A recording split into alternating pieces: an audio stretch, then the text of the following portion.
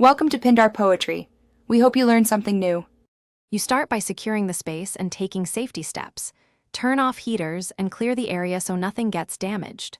Once done, score the caulk line between the base molding and wall with a sharp utility knife to break the paint bond.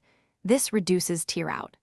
Next, find and mark studs with a stud finder at the common 16 spacing so you know where nails are most likely located. Make small vertical cuts at corners to begin freeing the trim without gouging the wall. You now pry the molding off in stages, working from one end toward the middle. Position a thin pry bar or painter's 1/2 shim behind the trim, then place a wider pry bar over a wood block to spread the load and protect the drywall.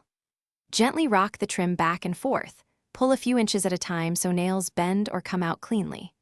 Once several sections are loose, remove remaining nails with pliers. Save intact trim for reuse or label damaged pieces for replacement.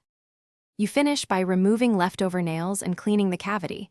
Pull short nails with cat's paw or pliers and countersink stubborn ones slightly. Fill nail holes and any gouges with spackle or wood filler. Let dry, then sand smooth. Once sanded, caulk the top edge with paintable silicone to seal and prevent future cracking. Make sure to tool the bead for a smooth finish. If paint tears occur, apply a thin skim coat over the damaged area before repainting. That single fix. Thanks for watching. Consider subscribing if we helped you.